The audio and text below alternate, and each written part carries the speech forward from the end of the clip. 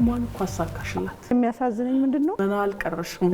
ትምህርት ያለበት ቦታ ያልነካውት የለም። ተስፋ መቁረጥን ጭራሽ አታውቂው እንዴ ሴት አለች እንደዚህ ደረጃ የምትደርስ አልኩኝ። እማልችለው ነገር የለም። የመጀመሪያ ደሞዝሽ ምን ነበር ያደረግሽው? ክብርት ሴት ልጅ በኢኮኖሚ በቃች ማለት በግራሱ ስትገፍ ወንድ ታስነቃለች። እኔ ሰምቻለሁ። ጥሩ እናት፣ ጥሩ ሚስት፣ ጥሩ የቤት እመቤት ከሆንሽ ጥሩ መሪ ሆንሽ ማለት ነው። ዘፈን እኮ አለ ጀኒና ለምለም ማለት ነው። በቃ አንቺ ደግሞ ጭራሽ ከከተማውም ሩቅ የወጣት ጉዳይ፣ የሴት ጉዳይ፣ የህፃን ጉዳይ ሶስቱም ጥቆማ ሲባል እኮ ሴቶች ወንዶችን ነው የሚጠቁሙ። ምን እንደምንሆን መርጠን ፈተና እንኳን ሲኮርጁ ከሴት አይኮርጁ፣ ከሰነፍ ወንድ ነው የሚኮርጁ። ቤት መሆኑ ነው አይደል የሚበረታታው፣ በተለይ ለሴት። እኛ ውስጥም የተዛባ አመለካከት አለ። አንቱ አልልሽ መጀመሪያ ጊዜ ነው እድለኛ ነኝ።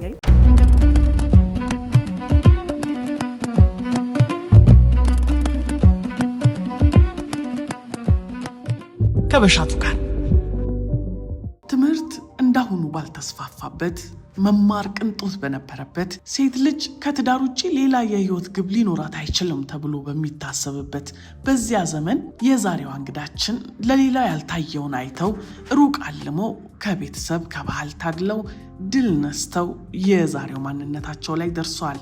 ክብርት ቡዜና አልከድር የአዲስ አበባ ምክር ቤት አፈጉባኤ የዛሬዋ እንግዳችን ናቸው። መልካም ቆይታ ከበሻቱ ጋር።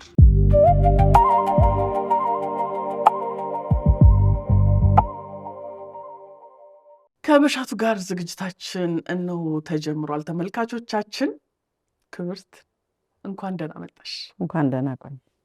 ዛሬ እንግዳችን እንግዲህ ትልልቅ ዝግጅቶች ላይ እንኳን በእንግድነት ስትገኙ አፈጉባኤዎች ከሁሉ ሰው ቀድሞ የሚጠራ ስማችሁ እርሶ የምትባሉ ክብርት ሁሌም መጠሪያችሁ የሆናችሁ ሰዎች ናችሁ። ዛሬ ግን ከበሻቱ ጋር እሱ ሁሉ አይቻልም። ይቀበላለሁ። አንቱ አልልሽም። በጣም ይቀበላለሁ። ስለመጣሽ ጥሪያችንና ክብርሽ እዚህ ስለተገኘሽ በጣም ደስ ብሎኛል። በጣም አመሰግናለሁ። በተለያየ አጋጣሚ ለመገናኘት እድሉ ነበረን እና በጣም ብዙ የምናወራው ተመልካቾችም ከአንቺ የሚያገኙት በጣም ብዙ ነገር እንዳለ አስባለሁ። እኔ እንዳገኘሁት ማለት ነው። ፐርሰናሊ ብዙ ነገር ሼር እናደርጋለን እና እቺን ነገር እንደ ህዝቡ ቢጠቀምበት በሚል ነው ወደዚህ ዝግጅት የጠራሁሽ። በጣም ደስተኛ ነኝ።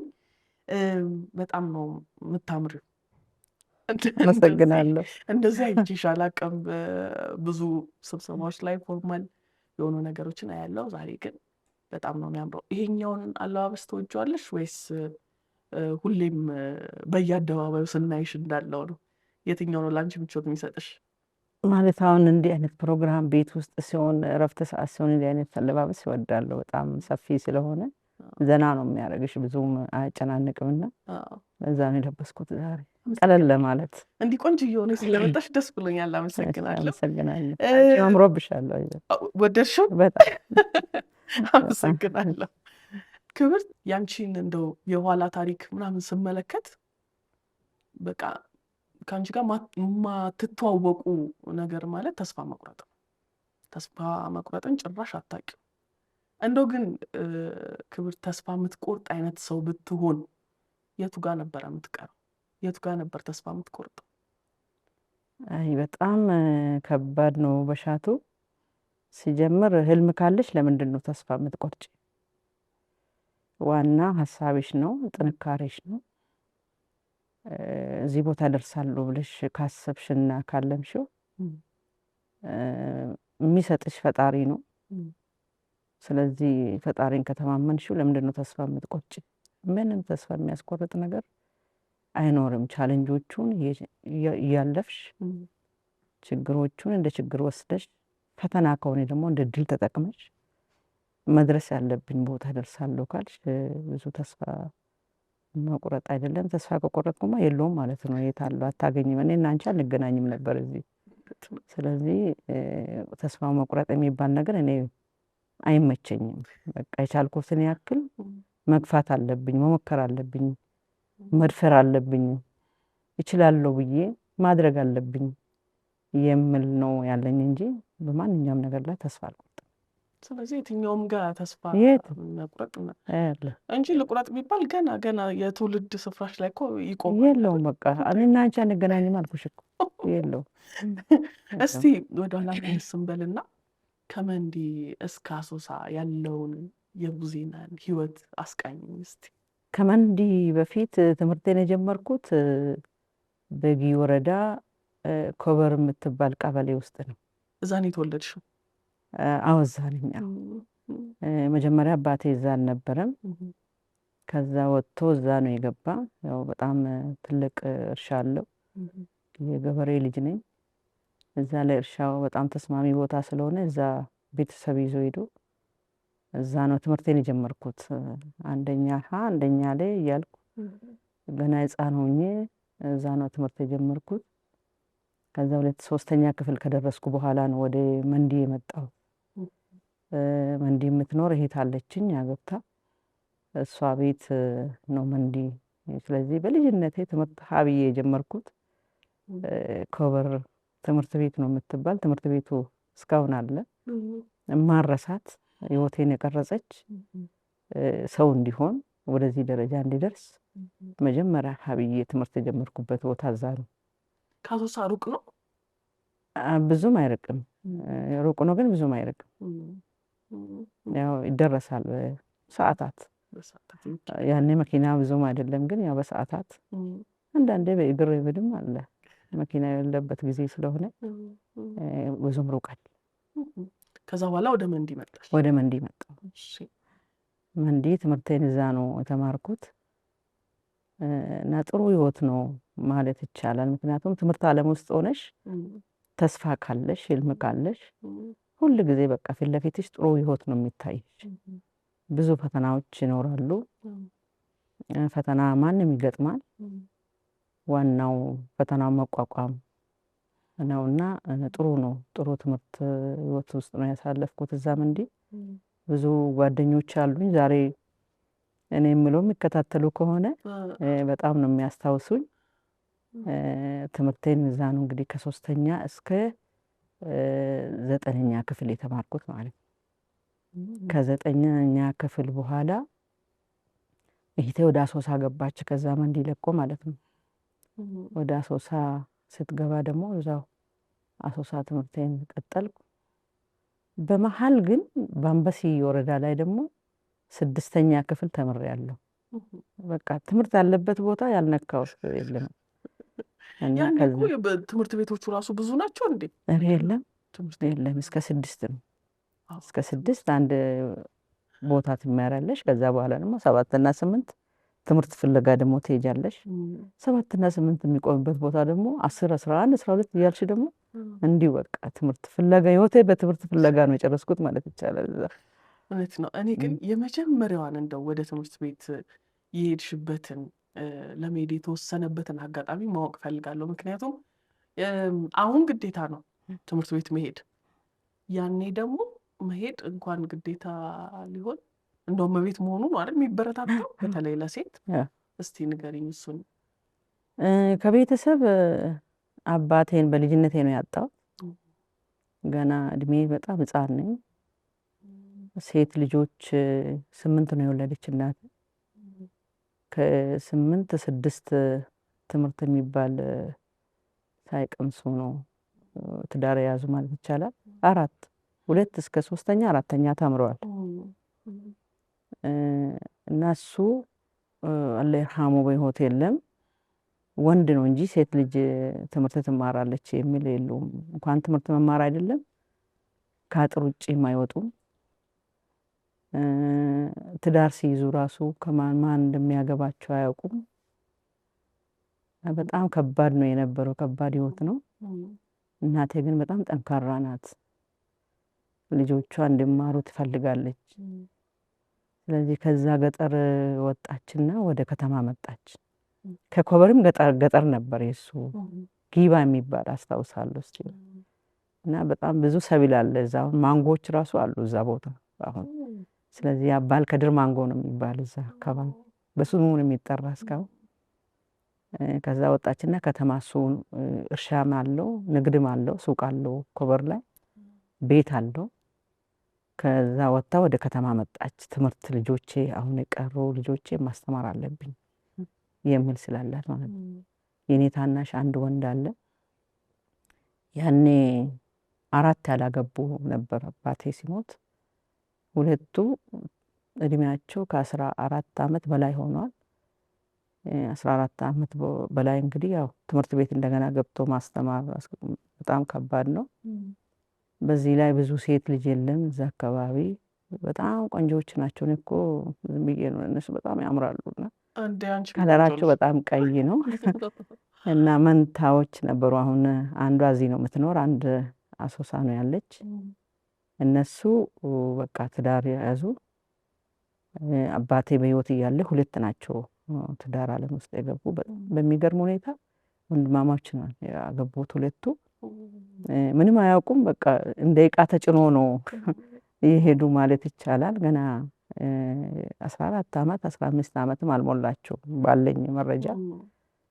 አንዱ አሁን ያልኩሽ መንዲ እሷ ጋር ነው የተማርኩት ትምህርቴና ከዛ በቃ እናቴ ትምህርት ማግኘት አለባቸው መማር አለባቸው የሚል ስላላት ትምህርት ቤት እነዛ 2ቱ ገቡ።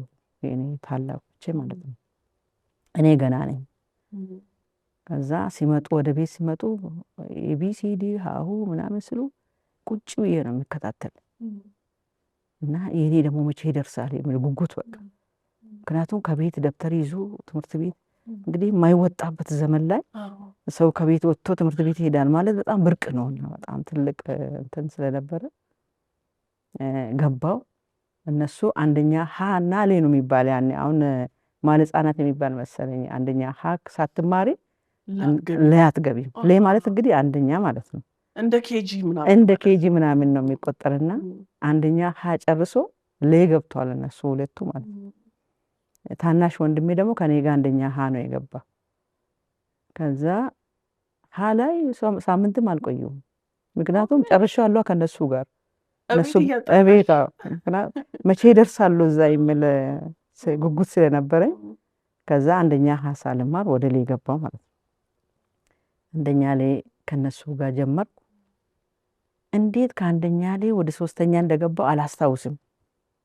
አሁን 2ኛ ራሱ የተማርኩ አይመስለኝም። ዘለልሽው ይመስለኛል። ደብል አዎ እዛ 3ኛ ክፍል እስከ 4 እስከ 5 እዛው ትምህርት ቀጠልኩ። አንድ እህት ነበረችኝ፣ አሁን በህይወት የለችም። እሷ ጋር አንድ ክላስ ነን 5ኛ። ከዛ በኋላ እሷ እዛ ቀረች፣ እኔ ወደ መንዲ ሄድኩ እህቴ ጋር ማለት ነው።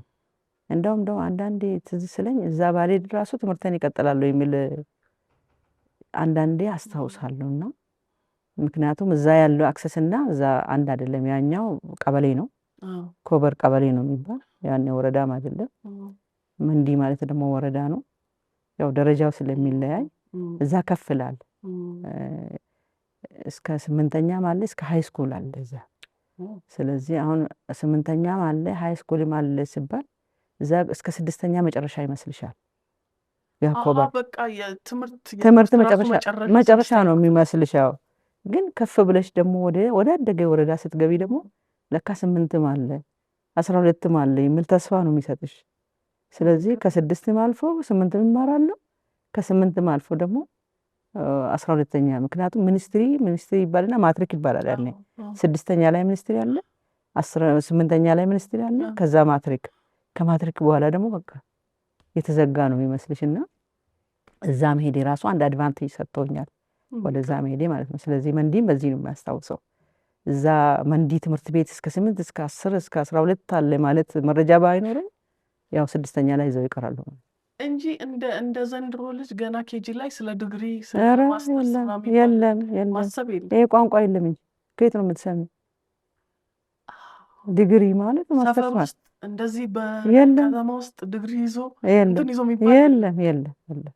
ያው መምህር ይታወቃል። ያው ስንተኛ እንትን ላይ እንዴት እንደሚጀምርና ኮብር ላይ ደግሞ በጣም የሚያስታውሰው ነገር አንድ ሴት ነበረች መምህር።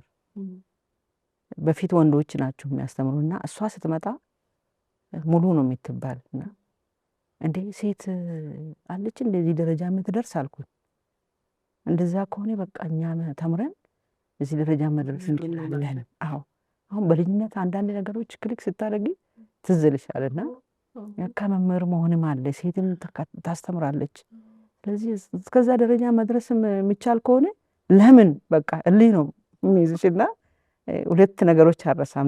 ለኮበር እሱን አረሳም፣ ለመንዲ ደግሞ የተሻለ ደረጃ መኖሩን ያስታውስሻልና በጣም ጥሩ ህይወት ነው የሰጠኝ ማለት ይቻላል። እኔ አሁን ያለ ሰው አሁን ላይ የትምህርት እንትን ላይ ያለ ሰው አሪያ የሚያደርገው ነገር አለ። ኢቭን ምን እንደምንሆን መርጠን አይደለም የሞያ ራሱ መርጠን፣ ከዛ ደግሞ ዓለም ላይ ማን ነው በዛ ሞያ ታዋቂ የሚለውን አይተን እሱን አሪያ አድርገሽ ትንቀሳቀሻለሽ። በእናንተ ጊዜ ግን ያኔ አንቺ ደግሞ ጭራሽ ከከተማውም ሩቅ አሶሳ፣ ከአሶሳም ወደ ገጠር በጣም ወደ ገጠር ሆነሽ ከዛ ደግሞ ህልም ኖሮ መማር መትጋት። እንግዲህ 6ኛም ቢቆም እኮ አንቺ ለመማር እስከ 6ም ቢሆን ለመማር ዝግጁ ነሽ። ያንን ህልም ኬት እንዳመጣሽ ባቅ ደስ ይለኝ። በቃ ይሄ መታገሉ ለትምህርት ይሄ ሁሉ የእናተ ጥንካሬ ነው። ምክንያቱም በጣም ነው የቆጨኝ ከድጃ። እስቲ በቃ ማን ነገርሽ? ምን አይነት ሰው ናት? ማን ነገርሽ? እናቴን አባታቸው እንዳልደግም ከድጃ አለሙ ነገር ይባል በደንብ ስለሳቸው። አላህ ይርሐማው በህይወት የለችም። በጣም ጠንካራ ናት። በጣም ልጆቿን ወደ 11 ነው የወለደች፣ 3 ወንድ 8 ሴት። ገና አባቴ ስሞት በአባትም እናትም ሆና በዛ ህይወት ውስጥ እሱም ያኔ በጣም እሱ ባለ ሀብት ስለነበረ በለውጡ ጊዜ ደርግ ሲመጣ እነዚህ ባለ አባቶች ምናምን የሚባል የቤት መውረስ፣ እርሻ ቦታ መውረስ፣ በጣም ማአት ከብት ነበረውና እሱ በብዛት ህይወቱን ራሱ አዲስ አበባ ነው የሚኖር። ነጋዴ ስለሆነ እህልም ጭኖ ይመጣል። ከዛ በብዛት እዚህ አዲስ አበባ ነው የሚኖር ማለት ይቻላል። ግን እነሱ እዛ ነው የሚቀመጡ። ባለ ሀብት ያኔ በጣም ከባድ ቻሌንጅ ነው የሚገጥመውና ያን ተቋቁማ ከዚህ ገጠር ወጥቼ ከተማ ገብቼ ልጆቼን ማስተማር አለብኝ የሚል ህልም ይዛ እንድንማር ትምህርት ቤት እንድንሄድ ያገፋፋችን ሰዓት ደርሷል ነው የምትል። ቶሎ ሂዱ ብላ ወደ ትምህርት ቤት የምትለኝ ብቸኛ ስለነበረች የእሷ ጥንካሬ ነው በጣም ይከብዳል። አይዞን ኢማን እኮ አሳካሽላት። ደስ እኮ የሚል ነገር ነው ማለት መና አልቀረሽም። አይታለሽ ግን በጣም በጣም በጣም በጣም ደስ ብሏታል። በጣም አይታለች። በጣም ነው ያገዝኳት። ጥሩ ሱሱ ሳስታውስ ደግሞ እንትን ጽናት ስትል ፈጣሪ ይመስገን፣ ፈጣሪ ይመስገን። በቃ እንዴ በቃ በቃ ይቅርታ በጣም እኔ እኮ በጣም ጠንካራ ስለሆነች እንደው ስለገረመኝ ማለት ያንቺን ጥንካሬ የምናየው የእሳቸውን የምናየው አንቺ ላይ እና ብናነሳት ብዬ ነው። በጣም ትልቅ አርአያ ናት ለእኔ አይደላ? አዎ። ደስ የሚለው ደግሞ አይታሻለች። እስከምን ደረጃ እስክደርሽ አይታለች? ማስተርሴን እስክጨርስ ድረስ መጥቼ እዚህ ሚኒስቴር ዴታ እስከሆንኩ ድረስ እውነታ እዚህ 6ኛ ምርጫ ለዚህ ለአዲስ አበባ ሲቀርብ ራሱ ያን ጊዜ ነው የሞተች፣ ያን ሰሞን። ስለዚህ አይታለች አስኬትሽ። በጣም በጣም እግዚአብሔር ይመስገን። ይሄ እኮ በጣም ትልቅ ነገር ነው። ምንድን ነው ያልሽው መጀመሪያ ስራ? 84 ላይ ቤኒሻንጉል ነጻነት ንቅናቄ የሚል ድርጅት ያ ቤኒሻንጉልን የተቆጣጠሩ ነው። ያኔ ክልልን የመሰረተው ነው። ያኔ ክልል አልተመሰረተም። ወለጋ ስር ነው ያለው አሶሳና ዱላ አውራጃ ነው የሚባል አሶሳ የሚባል።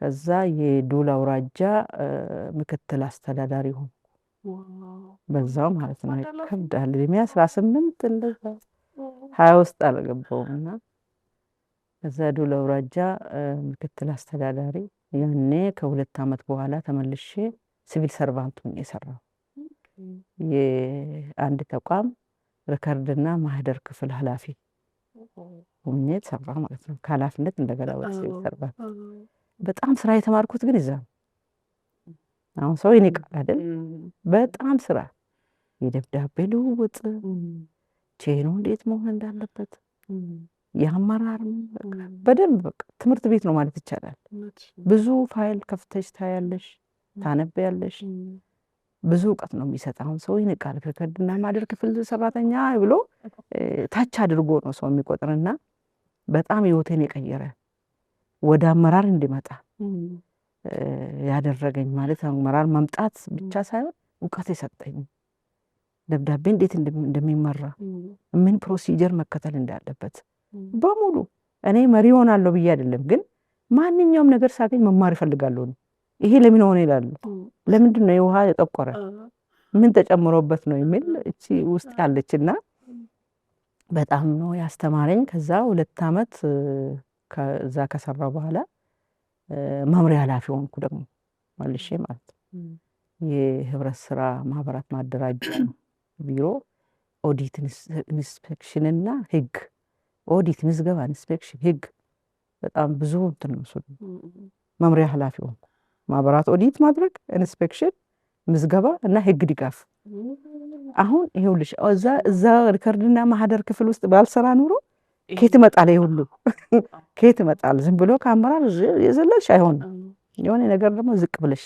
ማውቀ ደግሞ ጥሩ ነውና የቻንስ ሰጠኝ በጣም ስራዬን በጥሩ ሁኔታ ነው የተወጣው እዛ 4 አመት መምሪያ ኃላፊ ሆኜ እየሰራው እዛው አሳደጉኝና ቢሮ ኃላፊ እዛው ኮኦፕሬቲቭ ላይ ማለት ነው እዛ እየሰራው ወደ ሴቶቹ ወጣቶችና ህፃናት ቢሮ ደግሞ ገባው ማለት ነው በቃ ስራዬ ነው ብለሽ ፎከስ አድርገሽ ከሰራሽ ብዙ ነገር በቃ ወደ አንቺ የመምጣት ቻንሱም ስላለ ካቢኔ ገባው ማለት ነው ካቢኔ ላይ 4 አመት 5 አመት ካገለገልኩ በኋላ እሱ ተቋም ላይ ከዛ ነው ማስተርሴን ደግሞ የመጣው ለቅቄ የተመቱን ስራውን ሙሉ በሙሉ ያው እዛ እኮ ምቾት ነበር ደሞዝ ጥሩ ነው ትሰሪያለሽ ስልጣን አለ ፍጹም ስልጣን አይደለም የኔ ግን ገና ነው ትምህርት መማር አለብኝ የሚል ስላለ ፈተና ተፈተን አለፍኩ ኢንተርቪው አለፍኩ 3 እና 4 ሆነን የመጣንና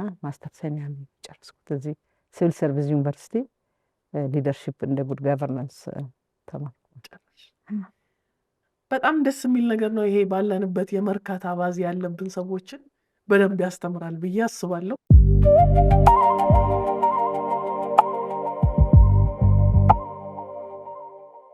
ቆይታችን እንደቀጠለ ነው ዘና ያላችሁ እንደሆነ እናምናለን ክብርት ሴት እንግዲህ ውጪ ያለው ነገሩ እንዳለ ሆኖ እስካሁን የምትይኝ ውጪ ላይ የሰራሻቸው ነው ማለት ከቤትሽ ውጪ በቤት ደግሞ የሚጠበቅብን ነገር አለ እንደ ሴት አይደለም ያኔ አንቺ ባለፍሽበት ጊዜ ይቅርና አሁን እንኳን የሚጠበቅባት ሴት ልጅ የሚጠበቅባት ብዙ ነገር አለና እንዴት አለፍሽው አንቺ እንዴት አመጣጣንሽው ልጆች እየወለድሽ ነው አይደል ልጆች አሉኛ ጭራሽ እኮ ማስተርስሽን ከልጅሽ ጋር ሁሉ ከልጄ ጋር ነው የተማርኩት እሷ ዲግሪ ነው የተማረች እኔ ደግሞ ማስተርስ አብረን ነው የመጣን ወደዚህ እንግዲህ እሷ ለማስተርስሽ አብራ ያኔ መጣሽ ማለት አንቺ ገና እንዳገባሽ ወልደሻል ማለት ነው አዎ እስቲ ንገሪኝ እንዴት አመጣጣንሽ ይሄን ሁሉ ነገር እየሰራሽ ውጪ በቤት ደግሞ ሚስት መሆን እናት መሆን ጥሩ እናት ጥሩ ሚስት ጥሩ የቤት እመቤት ከሆንሽ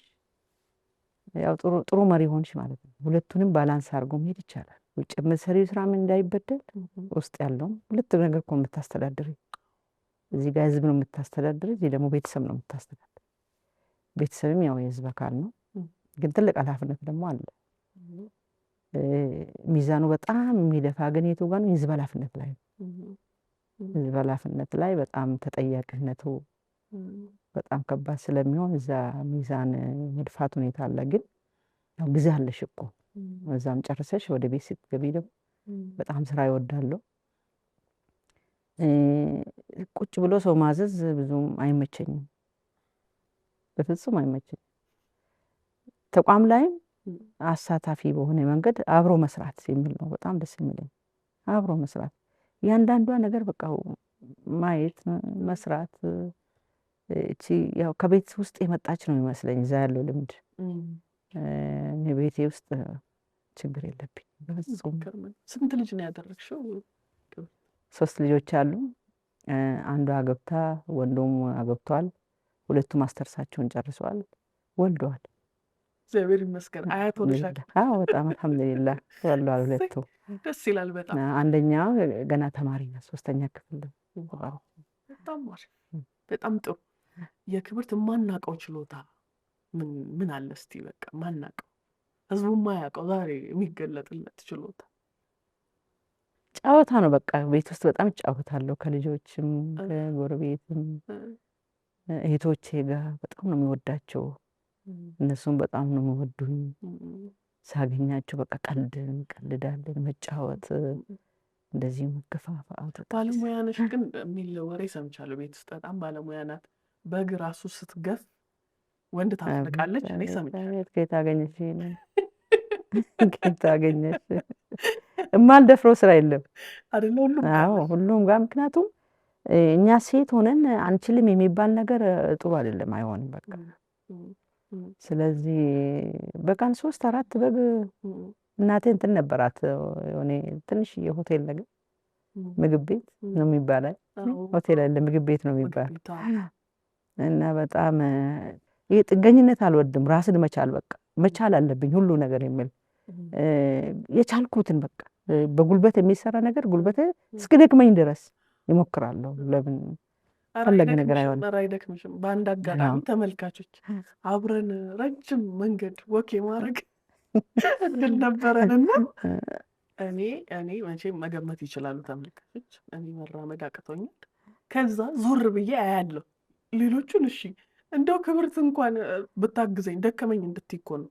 አንቺ ምንም ጭራሽ ከወንዶቹ ቀድመሽ ያለሽው አንቺ ነሽ። እና በጣም ጠንካራ ናት በቃ። ማለት የሚገርም ጥንካሬ ነው ያለሽ በጉልበትም። ክብርት ቡዜና ማለት ምን ማለት? በጣም ነው የምወደው ስምሽ። ምን ማለት ነው ቡዜና? ስሜን ቡሰይና ነው ትክክለኛ ስሜ ቡሰይና ነው። ፕሮናውንሴሽን ችግር ሆኖ ነው ቡዜና ያሉት እንጂ ያው ምቹ ለምለም፣ ያው እንደ አዲስ አበባ ለምለም ሆናለች፣ አዲስ አበባ ምቹ ሆናለች አይደል? እና አዲስ ፈካ ያለ አበባ የምትመስል ጅኔና ነው የሚባል በቋንቋው። በቃ አረንጓዴ ለምለም ማለት ነው። ዘፈን እኮ አለ ጅኔና ጀኔና ለምለም ማለት ነው። በቃ የአረንጓዴ ምቹ ሁኔታ ቦታ ማለት ነው። ሰይና ስም እኮ በጣም እንትን ተጽዕኖ አለው ታውቂያለሽ አይደል? ምን አየሽ ከስሜ ጋር ያገኘሽው? ያው ከዚህ በላይ ምን አለ? በትምህርት በስራ በልጆች በቤተሰብ በሁሉ ነገር ለምለም ነሽ። ምን ሙዚቃውን ስታገናኝልኝ ግን ተገለጠልኝ። በደንብ ነው የሚገልጣት እሱ። መቼም የሰው ልጅ የተለያየ ልምድ አለው ሲኖር እና አንቺ ግን በቃ እዚህ ጋር ለመድረስ መተው የነበረብኝ አንድ ልምድ አለ። በቃ እሱን እርግፍ ያረኩ ጊዜ ነው የዛሬዋን ክብርትን ያገኘሁት ምትዩ። ለዛሬ ስኬትሽ የጠቀምሽ የተውሹ የምታረጊው ተብሎ ይጠይቃል ብዙ ጊዜ። እንደው እዚህ ጋር ለመድረስ ያረግሽው ነገር ግን የተው ነውስ ነገር የተውሹ ምን አለ? በጣም የተውኩት እኮ ተስፋ መቁረጥ የሚባል ነገር ነው። እዚህ ነው እዚህ ደረጃ ያደረስኩት። በፍጹም ሰው ተስፋ ይቆርጣል የሚባል ነገር ስለማይመቸኝ ተስፋ መቁረጥ የሚባል ነገር ትቻለሁ ነው የደረስኩት። ምክንያቱም ወደ ኋላ ነው የምትመለሽ ተስፋ ከቆረጥሽ፣ በጣም ከህይወትሽ ጋር ተያያዥነት ስላለው እሱ ነው የተውኩት እንጂ ሌላ ጋፋሁት። በቃ ሄድ አልኩ። ከአቅሜ በታች ነው በላይ አይደለም የሚል የማልችለው ነገር የለም። በጣም ትክክለኛ ነገር ነው። ሁሉ ነገር ተስፋ ላይ ነው ያለው። ተስፋ የቆረጠ ሰው አንድም እርምጃ አይራመድ። ቀኑን ትለፊያለሽ፣ በተለያየ ነገር ውስጥ ትውያለሽ። ማታ ግን እንደው በቃ አረፍ ስትይ ዛሬ ቀኑ መልካም ነበር የምትይው እንዴት ያለ እንትን ስታሳልፊ ነው? ቀን ስኬት ካለ ያው ጥሩ ቀን ነው ዛሬ እላለሁ። ለእኔ ግን አልሐምዱሊላህ ሁሉ ቀን ጥሩ ቀን ነው አይደለ? መጥፎ ቀን ብለሽ ቀን አታስቢ። ሁሉ ነገር ጥሩ ነው። በቃ ለበጎ ነው ብለሽ ነው የምትቀበይ የሚመጣውን ነገር እና አልሐምዱሊላህ ሁሉ ነገር ጥሩ ነው። ግን ደግሞ የሰው እርካታ ሰው ሲረካ፣ ሰው ሰተሽ ለሰው ሰተሽ ሰው ሲደሰት፣ በልቶ ሲጠግብ በቃ እንትን ውስጤ እረፍት ይሰጠኛል በጣም እና እሱ ነው ጥሩ ነው የሚለው። ደስታችን እኮ ሌሎች ውስጥ ስታገኝ ነው። አንቺማ በቂ ነው በቀን አንድ እንጀራ በቂ ነው። ለሌላው መትረፍ ስትችል ትልቁ ነገር። መቼም በዙሪያሽ በዚህ ሁሉ የስራ ሂደት ውስጥ በጣም የሚያደንቁሽ አንቺ እኮ ጀግና ነሽ የሚሉሽ ብዙዎች ይኖራሉ።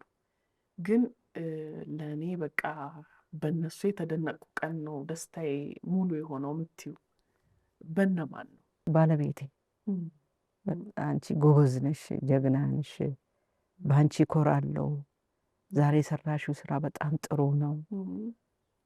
ቤት ውስጥ ጎበዝ እንደሆንኩ ያውቃል፣ በጣም ነው የሚያደንቀኝ። ስራዬ ላይም ጎበዝ እንደሆንኩ ያውቃል፣ በጣም ነው የሚያደንቀኝ።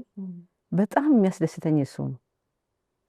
በጣም ከልክ በላይ አጋዤ ስለሆነ ስለሚያግዘኝ እና ባለቤቴ አጋጣሚ ሆኖ አባቴ አልከድር ነው፣ ባለቤቴም ስሙ አልከድር ነው። በእውነት ሁለቱ መሀል ነው ያለው። ደስ ይላል በጣም። እንዳልሽው ነው የህይወት አጋር ባንቺ መልካምም መጣ ክፉ ነገር መጣ መጋራቱ አይቀርም።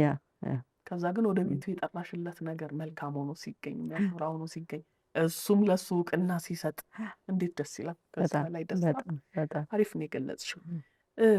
እስቲ እንደ ጠቅለል አድርገን እንደ ሀገር እናወራና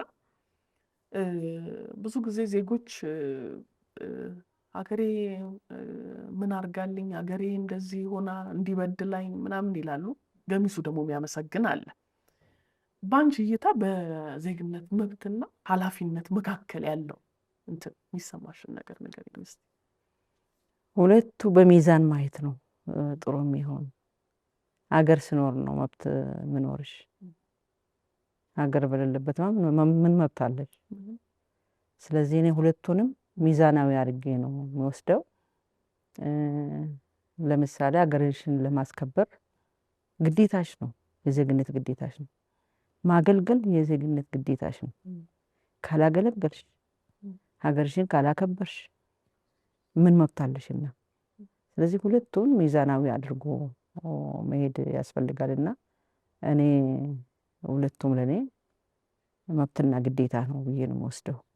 የኛው ግዴታ ነው፣ የኛው መብት ነው። ይሄ መብትሽ የሚከበርልሽ ግዴታሽን ስትወጪ ነው።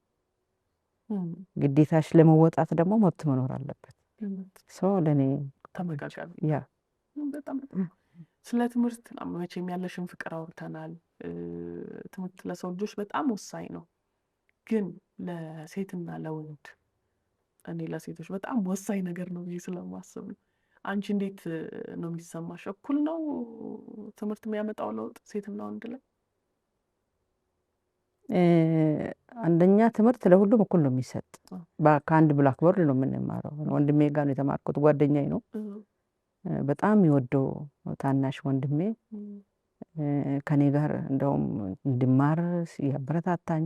እሱ አጠገቤ ስላለ ከቤት ራሱ ብዙ ተጽዕኖ አይመጣብኝም ነው የሚለው።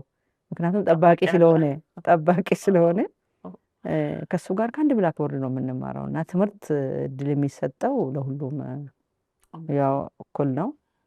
ግን ምንድነው የተዛባ አመለካከት ደግሞ ማህበረሰብ ውስጥ አለ። ሴቶች ላይ የተዛባ አመለካከት ስላለ፣ ቤት ውስጥም የተዛባ አመለካከት ስላለ፣ የስራ ጫናም ስላለ እኩል አይደለም ነው የሚለው። ግን የራስሽ ጥንካሬ ደግሞ ይጠይቃል እኩል እንዲመጣ።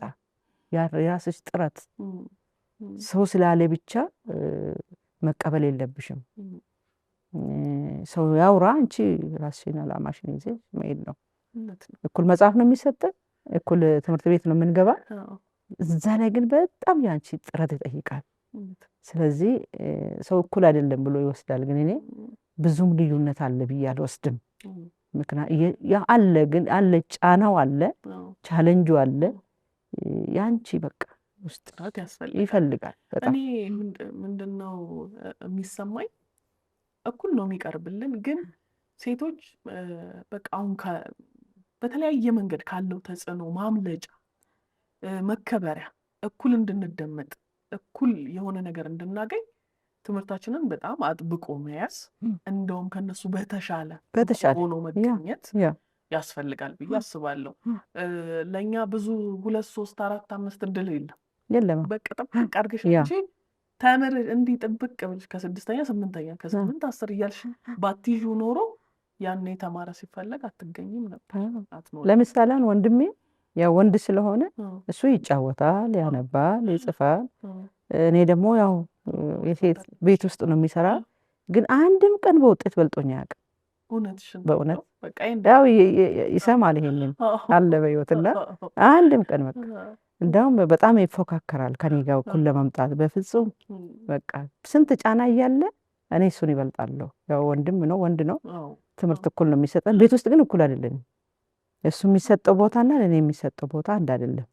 አንድ ጠንካራ እናቴ ግን አላት፣ ለኔ ያላት አላት። ግን ቤተሰብ ውስጥ በፍጹም የት ትደርሳለች እሷ ሂጂ አንቺ ወደዛ በቃ የሚል አለና በፍጹም እንደዚህ ደብተሬን ይዤ ነው ስራ የሚሰራ ከእጅ አይጠፋም።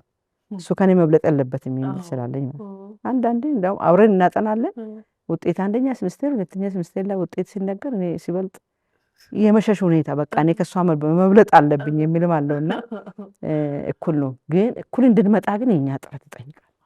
የኛ ጥረት በጣም ይህንኑ ነገር ወደ ስራ እንውሰደው እስቲ። እኔ መቼም እንዲህ ያለ ነገር ሳይገጥምሽ አይቀርም። ምክንያቱም ተመሳሳይ 12ኛ ክፍል ጨርሰሽ ሊሆን ይችላል ማስተርስም ኖሮሽ አንድ ጠረጴዛ ላይ ከሌሎች ማስተርስ ካላቸው የስራ ኃላፊዎች ጋር ቁጭ ብለሽ እኩል ያለ መታየት፣ ላንቺ እድል አለመስጠት፣ አስተያየትሽን አለመቀበል መቼም ያለፍሽበት ነው ብዬ አስባለሁ። እስቲ ስለሱ እናወራ። ትክክል ነሽ። ያጋጥማል አለ አልጠፋም። አመለካከቱ አልጠፋም። አሁን ይኖራል አለ ያው እንደ ድሮ አይደለም ብለሽ ደግሞ የምትወስጃቸው ነገሮች አሉ። ምክንያቱም አሁን ሴቶች በጣም ብዙ ትልቅ ደረጃ ላይ እየደረሱ ነው ያሉ። መሪ ሆኖ ደግሞ በጣም ከወንድ በላይ እየሰሩ ነው ያሉ። እኔ አሁን ለምሳሌ አዲስ አበባ ላይ ክብርት ከንቲባ አዳነች አቤቤ እንደ ትልቅ አራያ ነው የሚወስዳት። እሷ በጣም ጠንካራ ጎበዝ ናት። አንቺን ባለሽበት ስራሽ ላይ በጣም ጎበዝ ነሽ። ማንኛውም ያዘው ላይ እኔ ጎበዝ ነኝ ይሰራል በቃ ከወንድ አልተናነስም ብሎ በራሱ የሚተማመን ከሆነ ችግር የለውም። ግን ይሄ አስተሳሰብ አለ። ያኔማ በጣም የሚያሳዝነኝ ሁል ጊዜ የሚያሳዝነኝ ምንድን ነው ከትምህርት ቤት ጀምሮ ማለት ነው። ለምሳሌ ለክፍለ አለቃ ለምናምን ለኮሚቴ ምናምን ጥቆማ ሲባል እኮ ሴቶች ወንዶችን ነው የሚጠቁሙ። አናድሽም? በጣም አይጠቁም። በቃ ወንድ ነው። ምክንያቱም ሴት ትችላለች የሚል እንትን የላቸውም። ፈተና እንኳን ሲኮርጁ ከሴት አይኮርጁም። ከሰነፍ ወንድ ነው የሚኮርጁ። ይሄ በቃ እነሱ ላይ ብቻ ሳይሆን እኛ ውስጥም የተዛባ አመለካከት አለ። ራሳችን ላይ ለራሳችን ዋጋ አንሰጥም። እኔ ጎበዝ ነኝ፣ እኔ ቆንጆ ነኝ፣ እኔ ጠንካራ ነኝ የሚል ውስጥሽ ካልተፈጠረ እጅ እየሰጠሽ ነው የምትኝ ለዛኛው ማለት ነው። ስለዚህ ይሄ ራሳችን የምንቀርፈው ጉዳይ ነው። ዋና እኛ ከቀረፍን ነው ሌላ ደግሞ ከኛ እየተማረ ሴቶች ይችላሉ፣ ጎበዝ ናቸው የሚለውን ክቡር ጠቅላይ ሚኒስቴራችን ለሴት የሚሰጡት ቦታ ቀላል አይደለም። በጣም በጣም ቀላል አይደለም። በእኛ ላይ በጣም እምነት አላቸው እና ስለዚህ እንዲህ አይነት መሪ ስታገኝ ደግሞ ለወደፊት የከፋሽ መጠቀም እድሉ ተሰጥቶኛል፣ እድሉ አለ፣ ይህን እድል መጠቀም አለብኝ፣ በዚህ እድል ውስጥ ደግሞ ራሴን አሻራ አሳርፌ መሄድ አለብኝ የሚል እልህ ውስጥ ነው የምትገቢና ይህም የራሳችን ነው የሚጠይቅ። ልክ ነው። እስቲ በስራ ላይ የገጠመሽ እንደው ስብስብ ያለብሽ ነገር ከነበረና የወጣሽበትን መንገድ ብትነግሪኝ። አንድ አጋጣሚ በጣም አንድ አንቺ የሰማሽው እንደሆነ አላውቅም፣ ግን አንድ በጣም ቻሌንጅ የሆነብኝ ነገር ሴቶች ወጣቶችና ህጻናት ላይ ቤኒሻንጉል ጉሙዝ ክልል ሴቶች ቢሮ ኃላፊ ሆኜ አንድ በጣም ውስብስብ የሆነ ነገር ገጠመኝ። አንዲት ወጣት የ21 ወር 20 ቀን ህፃን ይዛ መጣች። ገና ራስ ናትና ያው 40 ቀን አይደለም የቆዩ ሴቶች ግን ጨቅላ እሷም ገና ደግሞ ልጅ ናት ብዙም አይደለችምና ምንድነው ስል ባለቤቴ ልጅ የኔ አይደለም ብሎ ካደኝ ቀለብ እየሰጠ አይደለም አልጠየቀኝም ብላ ክስ ይዛ ነው የመጣች። ከዛ ተቀበልኩና ከፖሊስ ጋር በጋራ ነው የምንሰራው። ወታደር ነው ባለው አባትየው። ከዛ አስጠራን። ሲመጣ እሱም ወጣት ነው ገና ልጅ ነው። እሷም ልጅ ናት እሱም ልጅ ነው። ሕፃን ይዟል። ሶስቱ ኬዝ እኔ ጋ ነው ያለ። የወጣት ጉዳይ፣ የሴት ጉዳይ፣ የሕፃን ጉዳይ ሶስቱ ፈተና ውስጥ ገባው። ተወሳሰበብኝ። ከዛ ጠየቅኩት የት እንደሚሰራ። አባይ በረሃ ውስጥ ድልድይ አለ ወደ አባይ ግድብ የሚሄድ እዛ ይጠብቃል። በረሃ ነው በጣም። እኔ በዛ በኩል አልፌ ነው ወደ መተከል የሚሄድ ለስራ። ወደዛ ሲሄድ ምን አይነት ፀሐይ ቃጠሎ ውስጥ እንደቆሙ ሁሌ አገኛቸዋለሁ። እና አንዳንዴ እንደውም ውሃ ቆሎ ምናምን ሰጥቻቸው የሚያልፍ በዛ በኩል እነሱ ናቸው ሀገር የሚጠብቁ። ወታደርን በጣም እወዳለሁ እኔ። ሙያው መስዋዕትነቱ ቀላል አይደለም። ቀላል ነው የሚመስለኝ።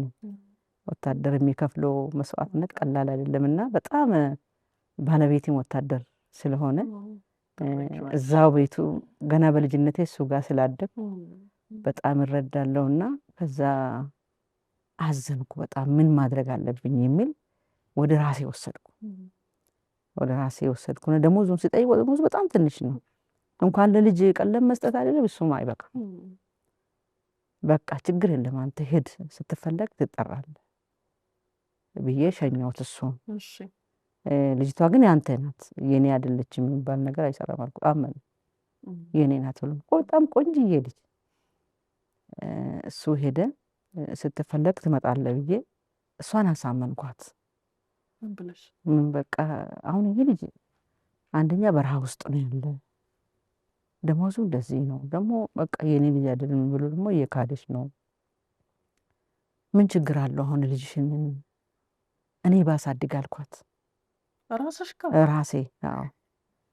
ከዛ እንዴት አለች፣ አይ ካንቺ ለመውሰድ አይደለም ሕፃኗ፣ አንቺም ከኔ ጋር ሆንሽ፣ እሱም ሲመጣ ደግሞ እኔ ቤት አንቺ ጋር መምጣት ይችላል ብዬ አሳመንኳት። ምንም የላትም ሕፃን ልጅቷ 2 ቀን ወተት አላገኘችም ብላ ነው መታለቅስ። ምንም ነገር የላትም።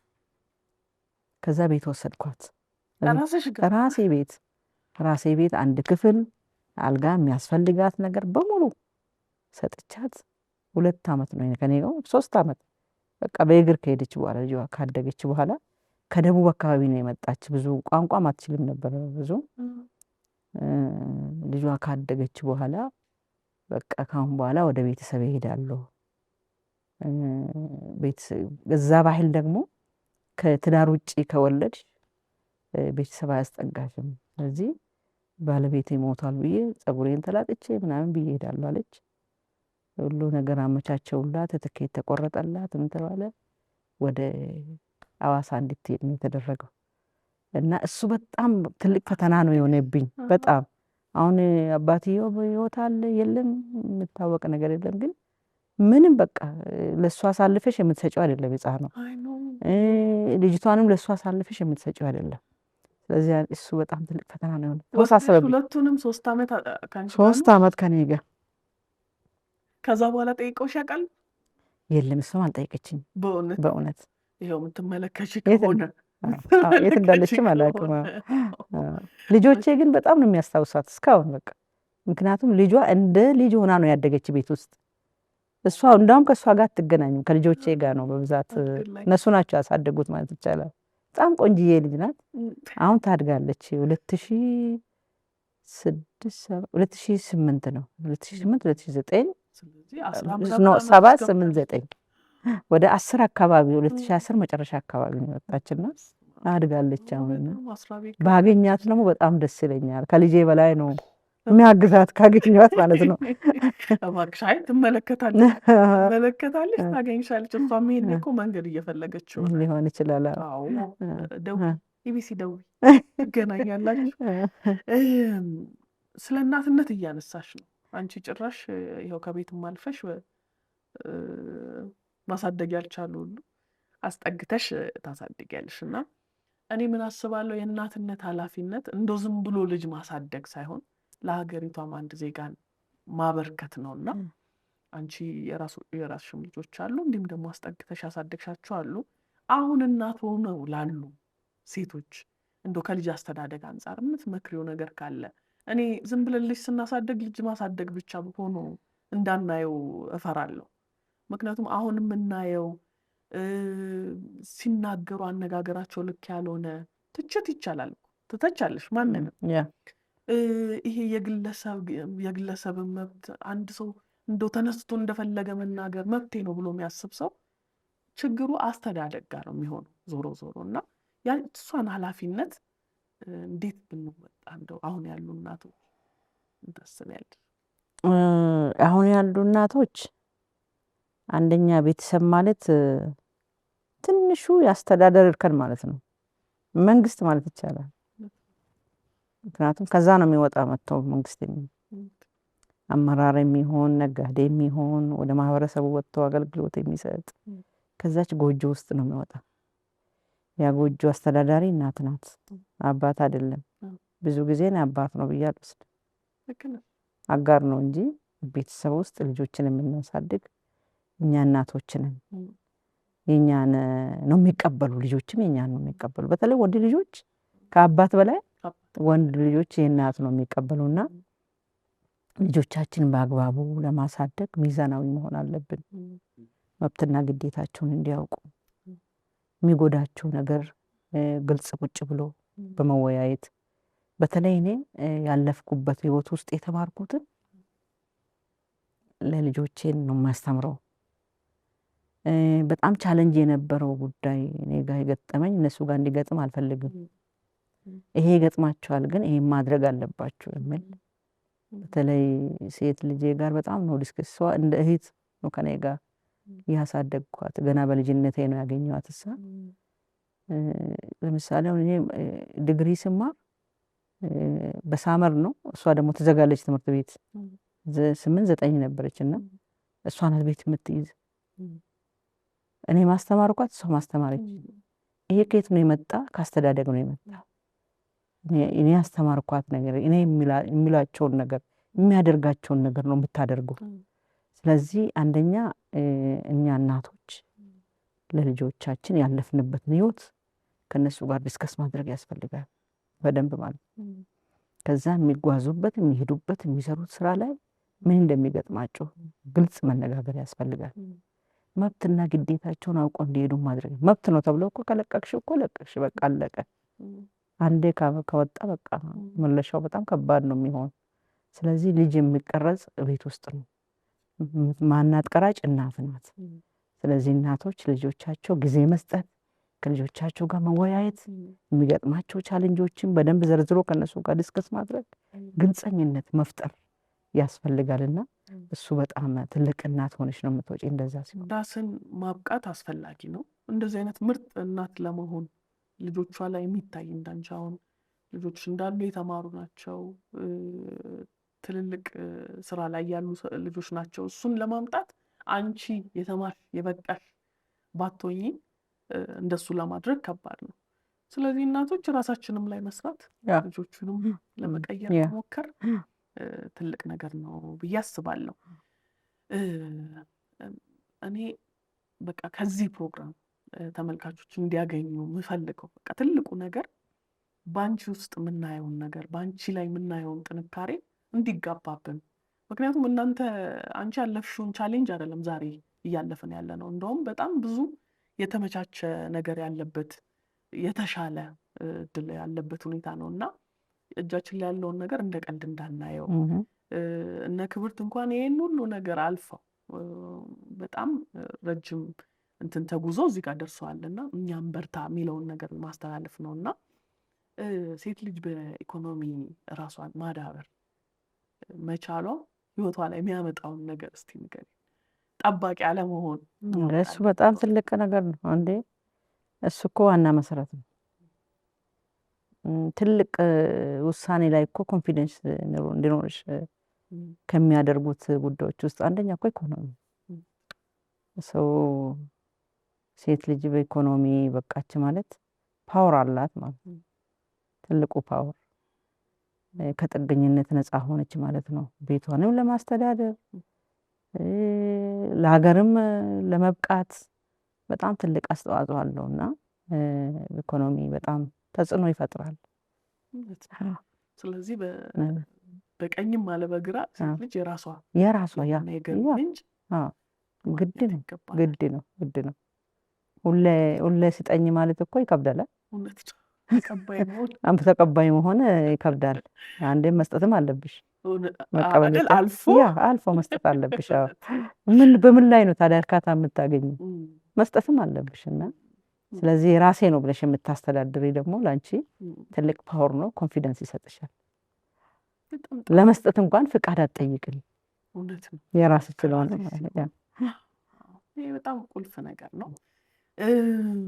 በጣም ብዙ ነገር ነው እያወራን የቆየ ነው። አሁን ፈጠን ብለን የምንመልሳቸው ጥያቄዎች ጋር ደርሰናል። እስቲ የክብርት ዜናን የህይወት አተያይ የቀየረው አንድ ነገር ብለሽ የምታስብ? የእናተ ጥንካሬ ምንም የለም ህይወቴን የቀየረው።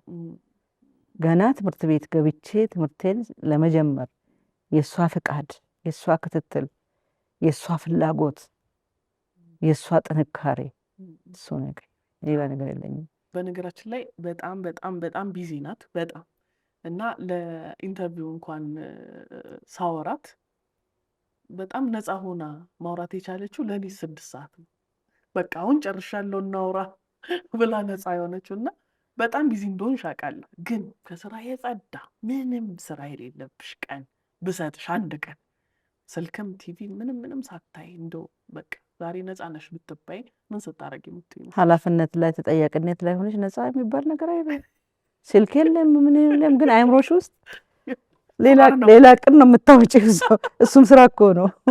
እንዴት የለም። ስለዚህ እንደዛ ነፃ ቀን ቢሰጥሽም አንቺ ስለቀጣዩ ስለ ስራ ነው የምታስብ፣ ስለ ቀጣይ ህይወት ነው የምታስብ፣ ስለ ኃላፊነትሽ ነው፣ ስለ ተጠያቂነትሽ ነው የምታስብ። ነፃ ቀን አለ ብዬ አልወስድም። ያማ ሞቴ ማለት እኮ ነው።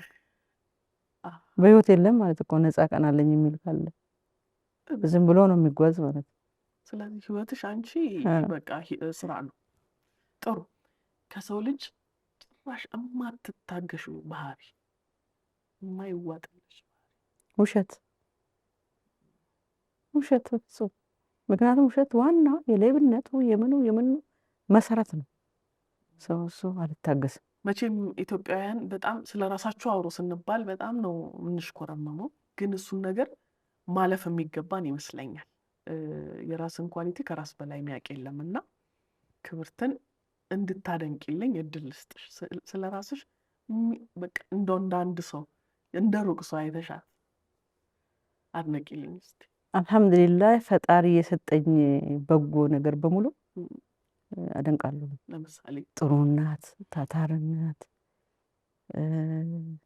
ያው ለሰው ሰጥ መደሰት፣ በጎ ነገሮች ፈጣሪ የሰጠኝ በሙሉ ነው አደንቃለሁ። መልካም ነገሩን ግን ታውቁታላችሁ ነው የሚመስለው። አዎ ብዙ አያስፈልግም ያ ብሎ መቀመጥ።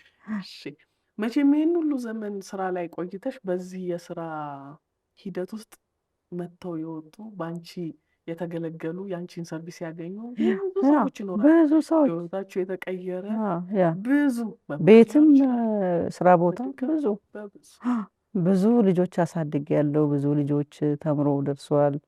ብዙ የእህቶቼ ልጆችም ከኔ ጋር አሁን ለምሳሌ አንድ ዶክተር ጀማል ሀጂ መሐመድ ሀጂ በጣም ትልቅ ደረጃ ላይ ደርሰዋል። ዶክተር ጀማል አሁን ስፔሻሊስት ነው። እዚህ የአዲስ አበባ ሆስፒታል ወደ ብዙ ሆስፒታል ውስጥ ነው የሚሰራ። በጣም ታዋቂ ነው። መሐመድ ሀጂ እሱ ደግሞ ቴሌ ምክትል ሆኖ ነው የሚሰራ። በጣም ጎበዝ። በቃ ከኛ ቤተሰብ ራሱ ተምሮ ጥሩ ደረጃ ላይ ደረሱ ብዬ የሚወስዳቸው እነዚህ ልጆች ያው እናቴ ናት ያሳደገቻቸው። እነሱም አሁን ዶክተር ጀማልን ገና 3ኛ ክፍል ተማሪ ሆኖ ዶክተር ብላ የጠራች በእውነት እና ከሱ ጋር በጣም እንመካከራለን። በጣም ጥሩ ጎበዝ ልጅ ነው። በጣም በጥሩ ውጤት ነው ትምህርቱን ያጠናቀቀው። ትምህርቱን ሲያጠናቅቅ ራሱ መጥቶ አማከረኝ። የትኛው ዩኒቨርሲቲ ላይ መግባት የቱ ኮርስ መምረጥ አለብኝ ብሎ የአርባን ማናጅመንት አለና አይ አያቴ እኮ ገና እኔ ሕፃን ሆኜ ነው ዶክተር ብላ የጠራችኝና እሷ ዶክተር ብላ እንድጠራኝ ነው የምፈልግ ብሎ የጤና ነው የተማረው። አንድ ሰው ተሳስቶ እሷ ፊት ጀማል ብሎ አይጠራም። ጦርነት ነው እሷ የሰጠችው ስለሆነ ማለት ነው። ስለዚህ ብዙ ሰዎች አልፈዋልና በዚህ በጣም እደሰታለሁ። ብዙ ሰዎች አሁን ነው ይሰማሉ ይሄን ስለሚከታተሉ ብዙ በቃ አስተያየትም ስጡ። ክብርት የምታውቋት በሙሉ እዚህ ቪዲዮ ላይ አስተያየት መስጠት ይቻላል። ይሄን ሁሉ ያገለገልሽው የለፋሽው ምናምን ለኢትዮጵያ ነው ለሀገራችን ነው እና እስቲ ለእሷ ያለሽም ምኞት? ሀገሬ ለኢትዮጵያ ያለኝ ምኞት ቁሜ ብል ደስ ይለኛል።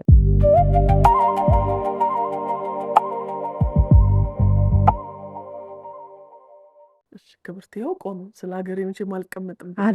እንዴት እንደ ሀገር እኮ በእናት ነው የምትጠራና ከኛ ቆሞ ቁጭ ብለን አይ በፍጹም እኔ ሀገሬ ሳትደፈር ተከብራ የኖረች ለዘላለም ተከብራ በልጆቿ በልጽጋ እንድትኖር ነው የሚመኘው።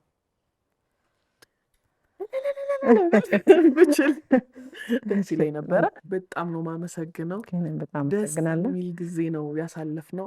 ኢትዮጵያውያን ሴቶች እነሱ እንኳን ከዛሬ 20 ምናምን ዓመት በፊት እዛ ሁሉ ቻሌንጅ ውስጥ አልፈው በሴቶች እንድንመራ እንደናንተ ያሉ ምሳሌዎች እንዲኖሩ ያደረጉ ብዙዎች ናቸው እና ዛሬ እኛ ደግሞ ያለን እድል ትልቅ ስለሆነ እንጠቀምበት ለማለት ነው የምፈልገው። ቻችንና አክብረሽ ስለመጣሽ ስቱዲዮ ድረስ ይሄን የመሰለ ጊዜ ስለሰጠሽን በጣም ነው በጣም አመሰግናለሁ። እኔም ክብረሽኝ ጠርተሽኝ እዚህ የመጀመሪያ ጊዜ ነው ይሄን ያወራሁትና በእውነት ብዙ ጊዜ ስለ ራሴ መናገር ብዙም እንትን አይደለም። እድለኛ ነኝ። በጣም ነው የማመሰግንሽ። በጣም ነው የማመሰግነው።